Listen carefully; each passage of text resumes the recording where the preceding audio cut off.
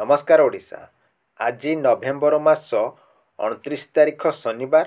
आजिर पाणीपाग update आसी जाइछि। चलंतु नजर पकाइबा।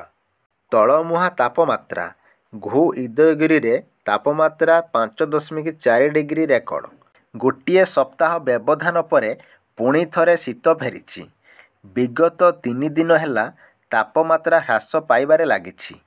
बण जंगल और पहाड़ घेरा अंचल रे लोके शीतर त्राही त्राही डाकुछंती। ग्रामांचल रे लोके शीत कारणरू अधिक प्रभावित होउछंती। एहारी मध्यरे ओडिशा रे दार्जिलिंग कहा जाउथुबा कंधमाल जिला और घुमुसर उदयगिरी रे शीतर राजुति देखिबाकू मिलिछि। गोटे दिन रे एठारे तापमात्रा 2 डिग्री ह्रास पाइछि। जी उदयगिरी पारद खसी 5.4 डिग्री रे पहुंचिछि। एही कारणरू लोके जाड़े थरुछंती। पारद खसिबा सह ठंडा पवन बहिबा जोगु हाथ गोड़ काल मारुछि। तेणु लोके ठंडारे लोके असह्य जंत्रणा भोगुछंती। ओडिशा रे सबुठारु कम तापमात्रा एवं ठंडार सहर भाबे जी उदयगिरी रेकर्ड करिछि। एठारे गत 27 तारिख रे तापमात्रा 7.4 डिग्री थिबा बेले 28 तारिख रो एहा 5.4 डिग्री रेकर्ड होइछि। पारद तलमुआ हेबा सह जाड़ा आरंभ हो जाइछि।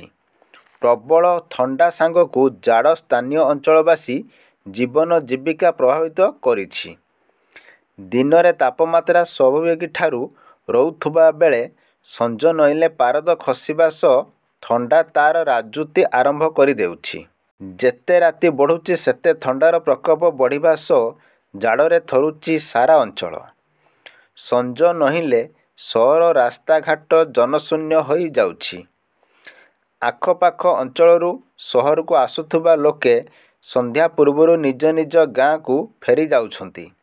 ठंडा जोगु संज हेले गाँ ठारू आरंभ करी सहर पर्यंत साई गलिकंदरे लोके स्थाने स्थाने निया जाली बसी रहउछंती। ठंडार प्रकोप बढ़िला। पारद खसिबा सह ठंडा पवन प्रभावित हेबा जोगु ठंडार प्रकोप लोकंकु बाधुछि। आगामी दिन रे पारद आहुरी तलमुआ हेबा सह ठंडा आहुरी बढ़िबा नेई पाणीपाग विभाग अनुमान करिछि। ठंडार सहर भाबे घु उदयगिरी स्थानित हेबा परे स्थानीय अंचल को पर्यटनक सुओ छुटिबारे लागिछि। प्राकृतिक सौंदर्य भरा पर्यटन स्थली रे सकाळु संध्या पर्यंत पर्यटनक भिड़ जमिबा सह छुट्टी दिन रे बनभोजी पाई मध्य प्रबल भिड़ विभिन्न पर्यटन स्थान रे देखिबाकू मिलुछि।